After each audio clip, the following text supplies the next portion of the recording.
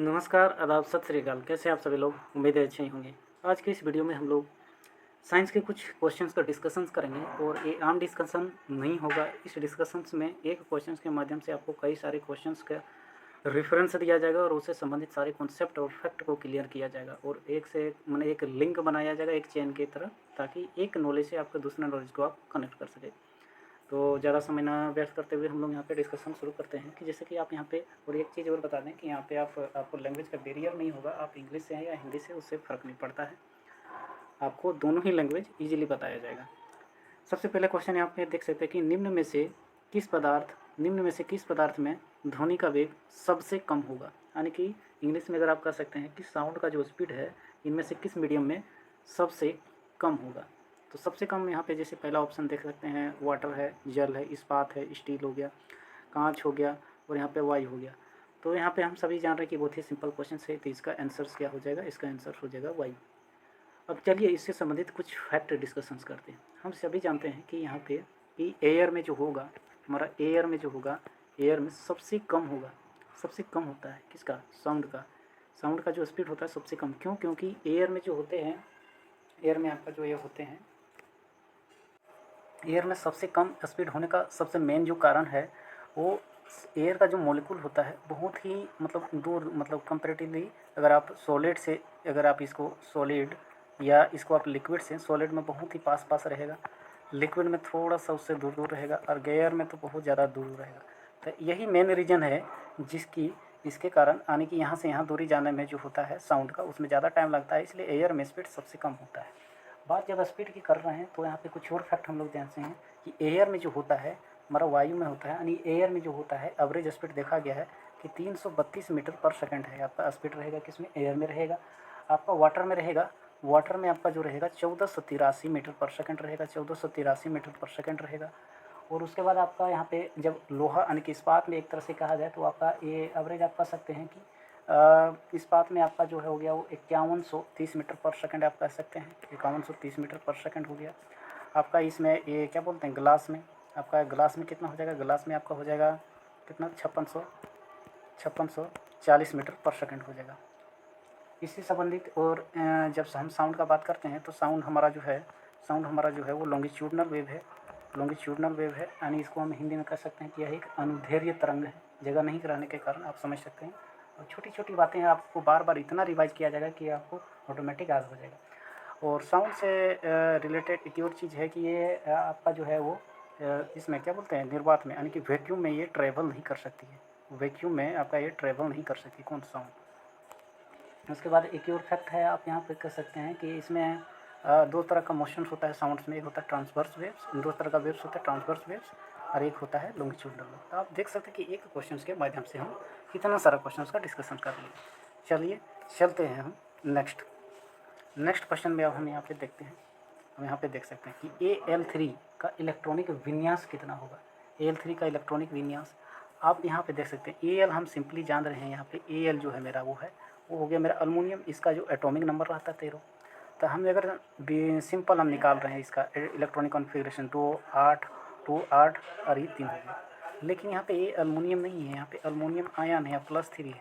तो सीधा सा नियम ये है कि अगर यहाँ पे +3 रहेगा तो उसको यहाँ भी रहेगा, जितना भी इसका इलेक्ट्रॉनिक कॉन्फ़िगरेशन होगा उसमें से माइनस कर दिया जाता है, यानी कि इसका सही इलेक्ट्रॉनिक कॉन्फ़िगरेशन हो जाएगा 2 और 8 हो जाएगा। ये हो जाएगा ऑप्शन नंबर ए सही आंसर हो जाएगा। आप यहाँ पे देख सकते हैं। इसी तरह अगर आपको सोडियम का बोल दिया जाए कि सोडियम का कितना होगा, सोडियम का हो जाएगा 2 8 हो जाएगा और 1 हो जाएगा। लेकिन अगर यहाँ आपको सोडियम यानी एक प्लस का बोल दिया जाए तो इसका हो जाएगा 2 और 8 हो जाएगा। तो आप देख सकते हैं कि विभिन्न केसों में ये कैसे वेरी कर सकता है। यानी इलेक्ट्रॉनिक विन्यास क्या होगा, AL3 का इलेक्ट्रॉनिक कॉन्फ़िगरेशन क्या होगा, तो आंसर इसका ये हो जाएगा 2 और 8। चलिए अब चलते हैं नेक्स्ट क्वेश्चन। नेक्स्ट क्वेश्चन हो गया हमारा कितना, आप यहाँ पे देख सकते हैं कि दी गई अभिक्रिया यानी कि in the following given reactions, ये किसका मतलब ये बोल रहा है कि ये जो रिएक्शंस है वो किस टाइप का रिएक्शंस है। आप यहाँ पे देख सकते हैं कि विस्थापन क्रिया को इंग्लिश में बोलते हैं, विस्थापन क्रिया को इंग्लिश में क्या बोलते हैं, डिस्प्लेसमेंट रिएक्शन। अब घटन को बोलते हैं डिकम्पोजिशन रिएक्शन। ये हो गया फोटोलाइटिक रिएक्शंस, ये हो गया डबल डिस्प्लेसमेंट रिएक्शंस। तो आप यहाँ पे देख सकते हैं कि BaCl2 और Na2SO4 और BaSO पर यहाँ पे देख सकते हैं कि SO4 में इसका एक्सचेंज हो गया, यानी Na2SO4 में Na की जगह चल गया Ba और यहाँ पे Na2SO4 में Na हट के आ गया, इसमें NaCl। तो आप यहाँ पे देख सकते हैं कि Na यहाँ आ गया और Ba यहाँ पे आ गया। तो आप ये देख सकते हैं कि दो आयन का इसमें डिस्प्लेसमेंट हो गया, यानी दो एक दूसरे में एक्सचेंज कर गया एक तरह से, यानी कि यहाँ पे एक डबल डिस्प्लेसमेंट का रिएक्शंस, डबल डिस्प्लेसमेंट रिएक्शंस का ये उदाहरण है। यानी कि इसका आंसर क्या हो जाएगा, दोहरी विस्थापन अभिक्रिया, इंग्लिश में इसको डबल डिस्प्लेसमेंट रिएक्शंस करते हैं। आपको फैक्ट जो याद रखना है डबल डिस्प्लेसमेंट से संबंधित ही, डबल डिस्प्लेसमेंट में ही प्रिसिपिटेट का फॉर्म होता है, अवक्षेप का निर्माण होता है, प्रिसिपिटेट का निर्माण होता है, या हिंदी में इसको अवक्षेप बोला जाता है, अवक्षेप का निर्माण होता है। आप यहाँ पे कर सकते हैं। इसी तरह आपका जो बहुत सारा हो जाता है, लेकिन इसमें डबल डिस्प्लेसमेंट में मेन ये इससे बहुत सारा क्वेश्चन पूछा जाता है कि वह कौन सा रिएक्शंस है, यानी in which of the following reactions precipitates is formed. तो इसमें क्या हो जाएगा, डबल डिस्प्लेसमेंट रिएक्शंस। चलिए ये आप देख सकते हैं कि ये क्वेश्चन का एक्सप्लेनेशंस किया जा रहा है यहाँ पे विभिन्न तरीक़ों से। चलिए नेक्स्ट क्वेश्चन में जानते हैं। नेक्स्ट क्वेश्चन हो गया, नेक्स्ट क्वेश्चन है कि अधिकांश नवीकरणीय ऊर्जा स्रोतों से होने वाली हानि है, किस तरह की हानि होती है। इसमें अस्थिर पूर्ति होता है। इसमें किस तरह की पूर्ति हो जाती है, अस्थिर पूर्ति। हम यहाँ पे देख सकते हैं कि सोर्स ऑफ एनर्जी की जब हम बात किया जा रहे हैं, सोर्सेस ऑफ एनर्जी, तो इसमें वो आ जाएगा एक रिन्यूएबल आ जाएगा, रीन्यूएबल, और एक आ जाएगा नॉन रिन्यूएबल एनर्जी और non renewable energy. Renewable energy के अंतर्गत आ जाएगा मेरा क्या आ जाएगा, रिन्यूएबल एनर्जी के अगर आपका एग्जांपल देख सकते हैं कि सोलर एनर्जी आ जाएगा, आपका विंड एनर्जी आ जाएगा, आपका टाइडल एनर्जी आ गया। और नॉन रिन्यूएबल में क्या हो जाएगा, कोल एनर्जी हो गया, कोयला हो गया, आपका पेट्रोलियम हो गया आपका। यानी कि इस तरह की ऊर्जा के वैसे स्रोत थे जो एक सीमित मात्रा में हमारी पृथ्वी के अंदर पाए जाते हैं और ये समय दर समय ख़त्म होते जा रहे हैं। लेकिन रीन्यूएबल यानी कि नवीकरणीय ऊर्जा के स्रोत ऐसे हैं कि जो कभी ख़त्म नहीं होंगे जब तक पृथ्वी रहेगा। यानी सोलर एनर्जी से हम सोलर पैनल से बार बार एक ही चीज़ को यूज करते हैं, उसका इलेक्ट्रिसिटी पैदा कर सकते हैं। विंड एनर्जी की जब हम बात करते हैं, विंड एनर्जी में भी हम देख सकते हैं कि इंडिया का जो जैसे इंडिया है, इंडिया के ईस्ट वाले एरिया में आप देख सकते हैं यहाँ पे विंड एनर्जी, जितना भी कोस्टल एरिया है विंड एनर्जी का यूज करके इलेक्ट्रिसिटी पैदा किया जाए। टाइडल एनर्जी, जितना भी कोस्टल से एरिया है वहाँ पे आपका टाइडल एनर्जी का यूज करके एनर्जी पैदा किया जाता है। तो आप देख सकते हैं कि इस छोटे से क्वेश्चन से आपका कितना एक्सप्लेनेशन, आपका कॉन्सेप्ट को रिवाइज करने का काम किए जा रहे हैं। चलिए चलते हैं नेक्स्ट क्वेश्चन पे। नेक्स्ट क्वेश्चन हो गया आपका, अब यहाँ पे देख सकते हैं इनमें से एक विद्युत रोधी नहीं है। कौन एक विद्युत रोधी नहीं है, आप यहाँ पे देख सकते हैं। विद्युत रोधी का मतलब सीधा सीधा आप कह सकते हैं कि इनमें से इसमें विद्युत रोधी नहीं है, यानी कि वो करंट को अपने आप में अलाउ करता है कि वो करंट को फॉलो होने देता है। अब यहाँ कागज़ के बारे में बात करते हैं। कागज़ तो नहीं हो सकता क्योंकि कागज़ में आप इलेक्ट्रिसिटी को पास नहीं कर सकते हैं। नाइक्रोम में भी आपका इसको बाद में डिस्कशन करते हैं। हीरा में देखते हैं, हीरा का जो एक एलोट्रोप्स है, ग्रेफाइट के बारे में बात करते हैं। सबसे पहले ग्रेफाइट की बात, तो ग्रेफाइट हीरा का एक ऐसा एलोट्रोप्स है जिसमें इलेक्ट्रिसिटी आपका पास होता है, बाकी आपका कागज़ में इलेक्ट्रिसिटी पास नहीं होता है, एवोनाइट्स में नहीं होता है। नाइक्रोम में जो होता है इसमें इलेक्ट्रिसिटी पास होता है। नाइक्रोम्स के तार का यूज करके ही हम लोग का इसमें कॉइल में यूज किया जाता है। कॉइल में नाइक्रोम का तार का यूज किया जाता है, किसमें, कॉइल में। नाइक्रोम जो होता है हमारा विद्युत का सुचालक होता है, यानी कि गुड कंडक्टर ऑफ इलेक्ट्रिसिटी होता है। नाइक्रोम जो है हमारा वो निकेल और क्रोमियम, यानी कि एक आप कह सकते हैं कि इसमें एक तरह का ये एलॉय है, यानी कि मिश्र धातु आप कह सकते हैं हिंदी में। आप देख सकते हैं कि आपका घर में जो विद्युत हीटर होगा, यानी इलेक्ट्रिक हीटर जो होगा, इलेक्ट्रिक जो हीटर होगा, तो उसमें जो लपेटा जाता है तार, वो भी एक तरह का नाइक्रोम का ही तार होता है। आप देख सकते हैं कि नाइक्रोम के निर्माण में 4 चीज़ों का उपयोग किया जाता है। एक हो तो मेरा निकल और क्रोमियम हो गया, उसके बाद जिंक हो गया, उसके बाद Fe हो गया, आयरन। आपको इसको अक्सर पूछा जाता है कि निकेल हो गया प्लस क्रोमियम हो गया, अब इसको आगे कैसे रखिएगा, नाइक्रोम, NiCr तो सीधा सीधी हो जा रहा है, NiCr। अब N से याद रखिएगा Zn, N से याद रखिएगा Zn, और फिर लास्ट में इसको Zn को सीधा करके Fe, यानी कि NiZnCr और Fe। ये किसका हो गया, नाइक्रोम का। बीच बीच में हम लोग इसको रिवाइज करते चलेंगे,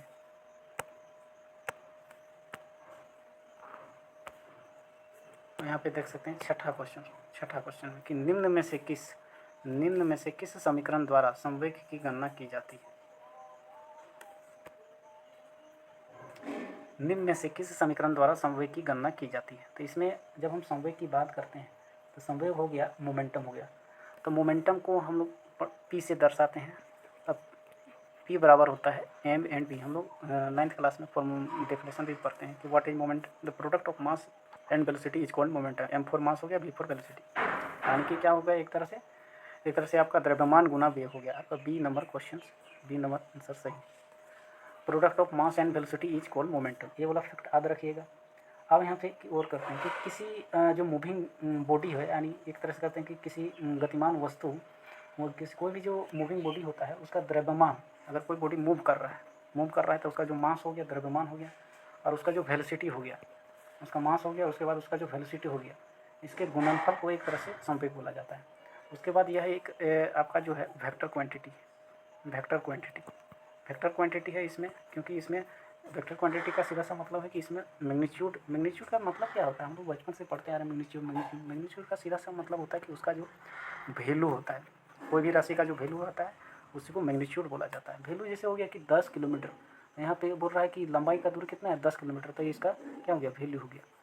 अब यहाँ पे वेक्टर क्वांटिटी में क्या हो गया, मैग्नीट्यूड प्लस डायरेक्शन, यानी कि दिशा के साथ आपको बोलेगा कि, यानी कि बोलेगा कि 10 किलोमीटर किधर कुछ पता चल रहा है, लेकिन बोलेगा 10 किलोमीटर पूर्व की तरफ, 10 किलोमीटर टुवर्ड्स ईस्ट, तो ये हो गया आपका वेक्टर क्वांटिटी। आगे से रखिएगा product of mass and velocity, v से वेलोसिटी, वी से वेक्टर, आपको आगे करने का भी ट्रिक बताया जाए। इसका जब एस आई यूनिट के बात हम जब करेंगे इसमें, तो एस आई यूनिट है आप खुद से निकाल सकते हैं। मास का क्या होता है, केजी होता है। उसके बाद इसका वेलोसिटी का क्या होता है, मीटर पर सेकंड होता है, यानी कि इसको हम कर सकते हैं कि केजी मीटर पर सेकंड, केजी मीटर पर सेकंड।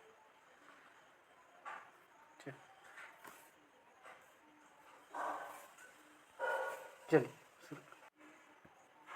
अब यहाँ पे देख सकते हैं कि एल्कीन का सामान्य सूत्र क्या है। अब यहाँ पे देख सकते हैं कि एल्कीन का सामान्य सूत्र क्या है।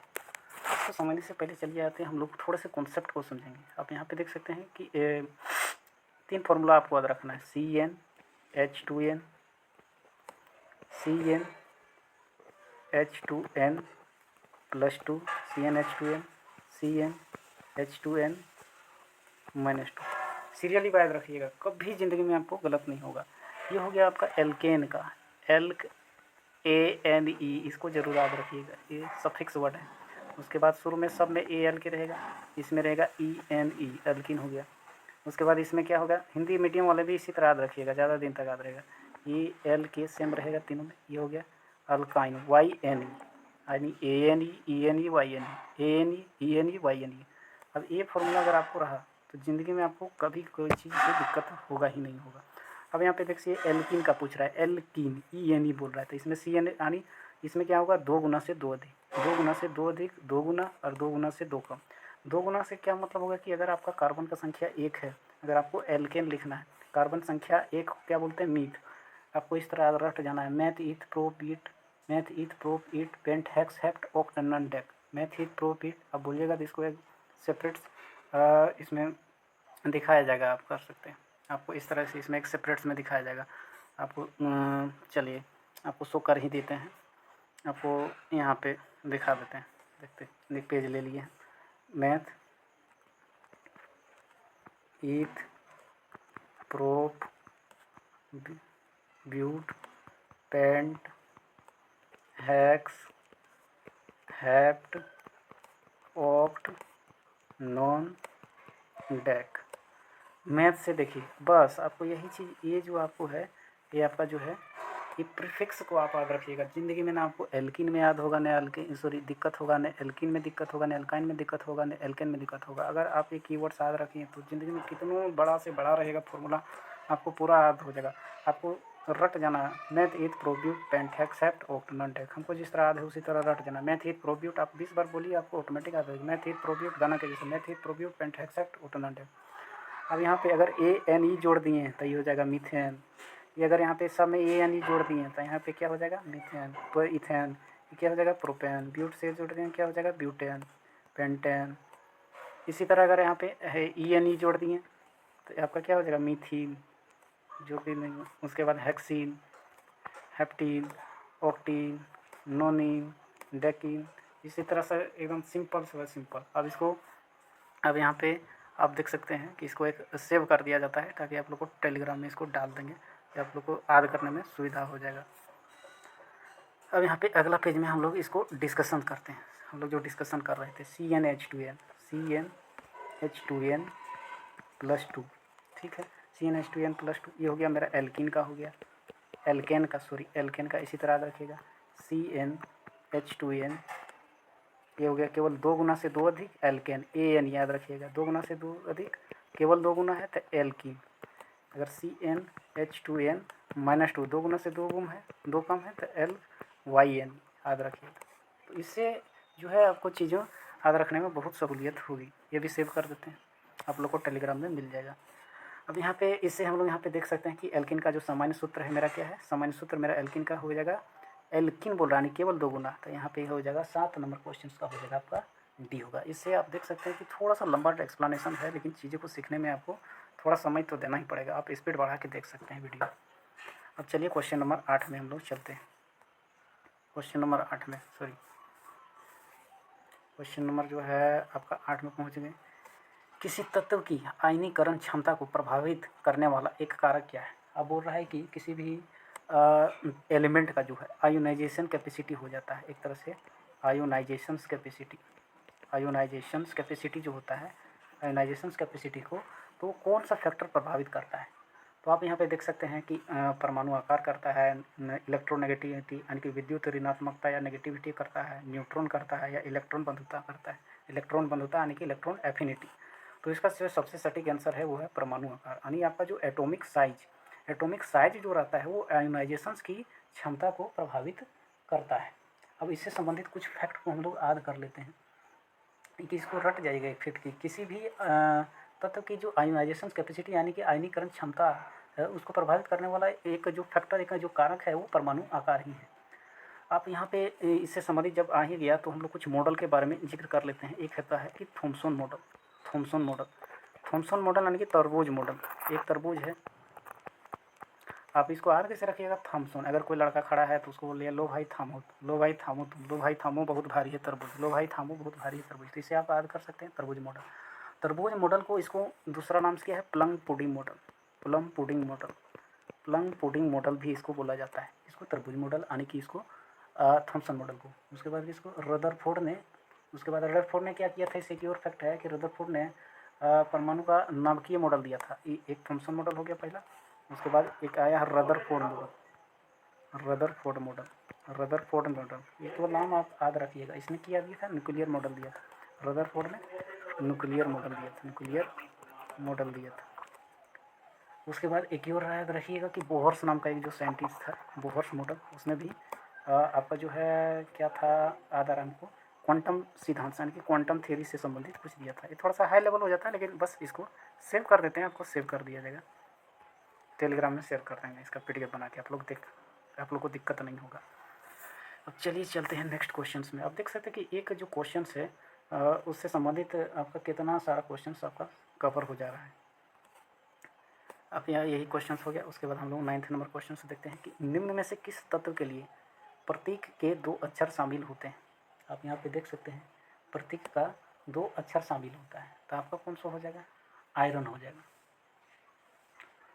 आयरन कैसे होगा, आयरन ही हो जाएगा। निम्न में से किस तत्व के लिए प्रतीक में 2 अक्षर शामिल होते हैं, यानी कि इसमें आपका आप देख सकते हैं कि आपका जो होता है कि लोहा जो होता है, आप लोग पढ़ा ही होगा कि लोहा जो होता है एक तरह का लैटिन भाषा में फेरम शब्द से बना है। आपका जो इसको फेरस करके इस तरह कुछ नाम था इसमें, इसको आयरन को आप बोल सकते हैं कि ये जो आपका है फेरम शब्द से बना है। फेरम जो होता है, फेरम वर्ड से बना है कौन, आयरन। ये जो लोहा है आपका वो एक तरह से क्या है, एक लैटिन वर्ड है। किस तरह का वर्ड है, एक तरह का आपका लैटिन वर्ड है। और इससे संबंधित एक और फैक्ट आ जाता है कि आपका जो है ये इस तरह का जो नाम करने की आयरन का एफ ही होगा, आपका जो आयरन है इसका एफ ही होगा। इस तरह का जो नामकरण का जो पद्धति सबसे पहले शुरू किया था वो बर्जीलियस ने किया था। इसको ग्रुप डी, NTPC और SSC में बहुत बार इस क्वेश्चन को पूछा गया कि इसको सांकेतिक नाम यानी कि सिम्बॉल यहाँ पे लिख देते हैं ताकि आप लोग को याद रहेगा। सिम्बॉल्स के द्वारा आपका जो एलिमेंट है उसका नामकरण का जो सबसे पहले बार जो सिस्टम चलाया था वो बर्जीलियस ने, एल्विस ज़्यादा वाला सिस्टम नहीं है यहाँ पे, अब बर्जीलियस ने चलाया था। चलिए चलते हैं, इसको भी सेव कर लेते हैं, आप लोग को PDF मिल जाएगा, आप लोग टेलीग्राम चैनल से जुड़ जाए। उसके बाद हम लोग नेक्स्ट क्वेश्चन डिस्कशन करते हैं। आप यहाँ पे देख सकते हैं, ये बहुत ही मज़ेदार क्वेश्चन है। आप यहाँ पे देख सकते हैं कि किस कोण से फेंके जाने पर कोई वस्तु सर्वाधिक दूरी पर स्थित हो गए। माने कि अब प्रोजेक्टाइल मोशन जब आप सिंपली कीजिएगा, प्रोजेक्टाइल मोशन जब सिंपली जब आप प्रोजेक्टाइल मोशंस के द्वारा जब फेंकते हैं तो हम सभी जानते हैं कि 45 डिग्री के एंगल पर फेंकने पर वो मैक्सिमम जानता है। ये क्वेश्चन बहुत ही बार आपका एसएससी में, आपका रेलवे में, या विभिन्न कोई भी स्टेट या सेंट्रल लेवल के कम्पिटिटिव एग्जामिनेशंस में पूछा जाता है। इसको आप लोग को आदि होगा। अगर इसको सबसे पहले हम लोग समझते हैं कि प्रोजेक्टाइल कहते हैं किसको हैं। प्रोजेक्टाइल आपका ये होता है कि कोई भी मान लो तो कोई बच्चा ढेलक फेंक रहा है, तो अगर कोई ढेलक फेंका तो ऐसा नहीं कि सीधा अगर कोई भी बच्चा है, कोई भी आदमी है, कोई भी बूढ़ा बुजुर्ग, दादी अम्मा, कोई भी चीज़ अगर किसी एंगल से फेंका जाता है, अगर ये हॉरिजेंटल लाइन हो गया, ये आपका हॉरिजेंटल लाइन हो गया, ये कोई भी चीज़ अगर एंगल से फेंका जाता है तो वो अगर मान लेते हैं कि ढेलक फेंका इधर गया, ये ज़मीन है, तो ज़मीन के साथ जो भी कुछ कोण अगर बनाएगा कोई चीज़ फेंकने पर तो उसको प्रोजेक्टाइल मोशंस किया जाए। ऐसा नहीं कि आप इसको ले और लुढ़का दिए तो वो प्रोजेक्टाइल नहीं हुआ। ये यानी कि एंगल के साथ अगर फेंकेगा तो वो हो गया आपका प्रोजेक्टाइल मोशन आप कर सकते हैं। अब इसका रेंज, आपका रेंज जो होता है ये HRT करके याद रखना है, फिर वो थोड़ा सा ज़्यादा हो जाएगा, इसलिए उसको फिर कभी अगर डिस्कस कर देंगे। चलिए आज की कक्षा का लास्ट क्वेश्चन से, लेकिन ज़बरदस्त क्वेश्चन से, यानी आप देखिए कि कॉन्सेप्ट को किस तरह से घुमाया जा रहा है। इसको सेव नहीं किए हैं, इसको सेव कर लेते हैं। आप यहाँ पे देख सकते हैं कि इसको किस तरह घुमाया जा रहा है। आप देख सकते हैं किसको, इस क्वेश्चन को किस तरह से घुमाया गया है। आपका लास्ट वाला क्वेश्चन जो हम सभी जानते हैं कि मैकेनिकल एनर्जी जो होता है हम लोग का एम यानी कि आंतरिक ऊर्जा, ये क्या होता है, kinetic energy plus potential energy. ये हो गया मेरा गतिज ऊर्जा। हिंदी वाले परेशान ना हो, आपका क्वेश्चन खुद हिंदी में दिया हुआ, मैं इंग्लिश वालों का, इन दोनों को बाइलिंगुअल लेके चलो, कोई दिक्कत होगा नहीं, कुछ रॉकेट साइंस है नहीं, तो सिंपल सा है। ये हो गया आपका स्थितिज ऊर्जा, ये स्थितिज ऊर्जा हो गया, स्थितिज ऊर्जा। ये हो गया आपका आंतरिक ऊर्जा। अब देखिए इसी को किस तरह से घुमाया है। अब बोल रहा है कि आंतरिक ऊर्जा में माइनस कर दिया है, यानी कि एमई मैकेनिकल एनर्जी में यहाँ पे माइनस कर दिया है आपका पोटेंशियल एनर्जी को। तो भाई ये सभी जान रहे हैं, ये वाला इधर आ गया तो बचेगा क्या, काइनेटिक एनर्जी, यानी आपका आंसर्स क्या हो गया, गतिज ऊर्जा हो गया। आपका आंसर्स क्या हो गया, गतिज ऊर्जा हो गया। तो उम्मीद करते हैं इस छोटे से एक्सप्लेनेशन से, यानी जो छोटा सा क्लास हुआ है आपका, आप देख सकते हैं यहाँ पे जो भी क्वेश्चंस हो गया, जितने भी सारे क्वेश्चंस आप लोग में बीच डिस्कशंस किया गया। शुरू के कुछ क्वेश्चंस का मैंने स्क्रीनशॉट एक्सप्लेनेशन का नहीं रख पाया, उसके लिए सॉरी, लेकिन बाद वाला जो जितना भी सारा है उसको रखा दिया गया है, तो उसको आप टेलीग्राम चैनल में जाके आप लोग देख सकते हैं। तो मैं जानता हूँ कि इसे छोटी सी शुरुआत है। आप यहाँ पे देख सकते हैं कि ये छोटा सा स्टार्टिंग मैंने किया है। आप लोग रिव्यू अपना ज़रूर दीजिएगा, अगर आप लोग को यूजफुल लगा तभी मैं इसको आगे कंटिन्यू कर पाऊँगा। अदरवाइज अगर आप लोगों को अच्छा नहीं लग रहा है एक्सप्लेनेशन और कुछ सुधार की ज़रूरत है तो उसको भी आप लोग कमेंट में ज़रूर करें। और चैनल छोटा सा है तो हो सकता है आप लोग छोटा भाई से बड़ा भाई महिला भाई जो भी समझ के अगर सपोर्ट करना चाहते हैं, अगर रियली में अच्छा लगा तो कर सकते हैं। आज के वीडियो में बस इतना ही, तब तक मिलते हैं अगले वीडियो में, तब तक के लिए bye bye and take care.